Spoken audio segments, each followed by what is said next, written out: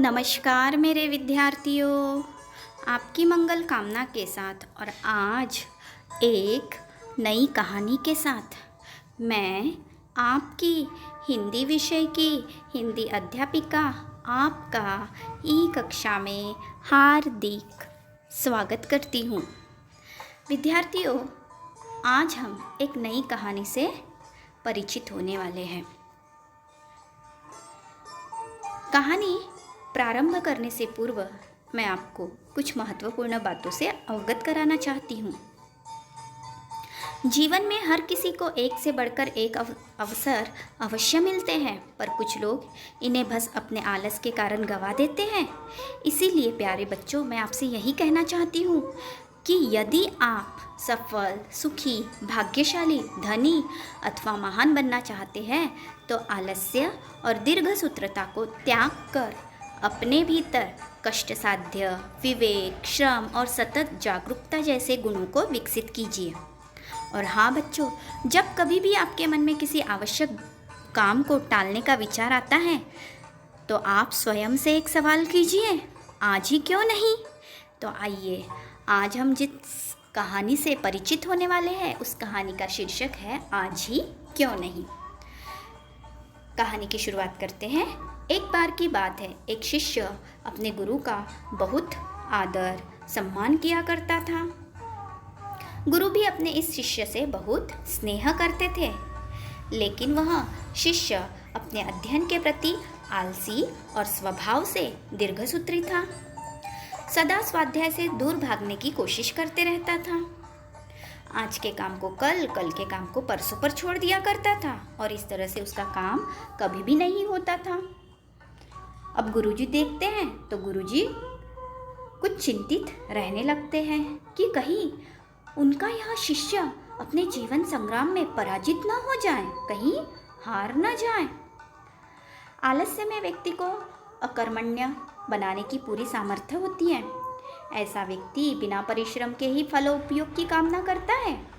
वह शीघ्र निर्णय नहीं ले सकता और यदि ले भी लेता है तो उसे कार्यान्वित नहीं कर पाता।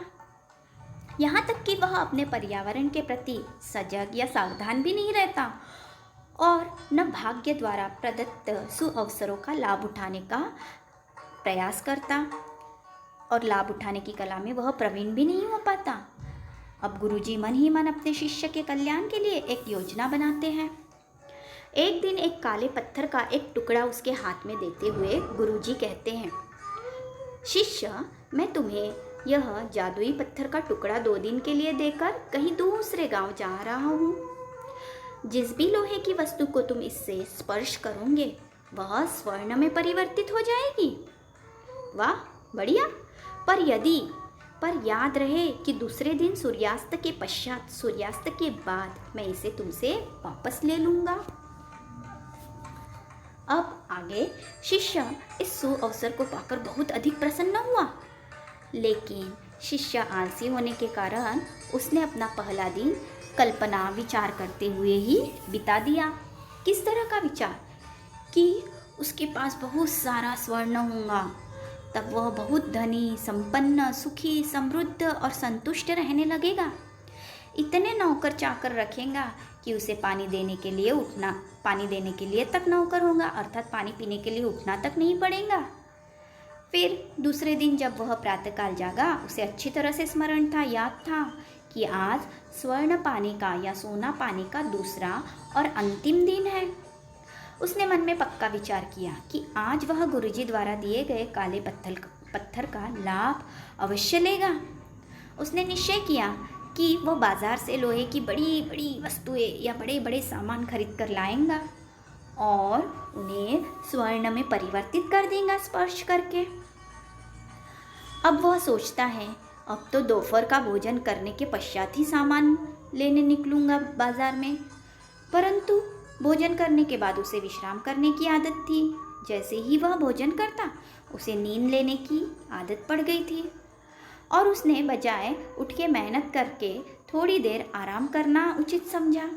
अब भोजन के पश्चात काम करने के अलावा उसे आराम करना अधिक अच्छा लग रहा था। अब क्या होता है, आइए। पर आलस से परिपूर्ण उसका शरीर नींद की गहराइयों में खो गया। स्वभाव से भी आलसी, काम से भी आलसी। भोजन करने के बाद लंबी नींद, गहरी नींद ली उसने, और इस तरह से वह गहराइयों में, नींद की गहराइयों में खो गया। और जब वह उठा तो सूर्यास्त होने को था। अब वह जल्दी जल्दी बाजार की तरफ भागने लगा, पर रास्ते में ही उसे गुरुजी मिल गए। उनको देखते ही वह उनके चरणों पर गिरकर उस जादुई पत्थर को एक दिन और अपने पास रखने के लिए याचना करने लगा, प्रार्थना करने लगा। लेकिन गुरुजी नहीं माने और उस शिष्य का धनी होने का सपना चूर चूर हो गया। पर इस घटना की वजह से शिष्य को एक बहुत बड़ी सीख मिल गई। उसे अपने आलस्य पर पछतावा होने लगा।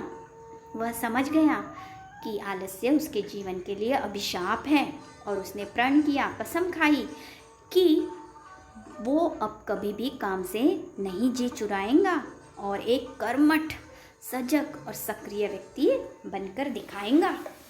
प्यारे बच्चों, आपको भी जीवन में कई अवसर मिलते हैं, तो उन अवसरों को आलस के कारण नहीं गंवाना है, उससे हमें लाभ प्राप्त करना है और सुखी और भाग्यशाली और महान बनना है।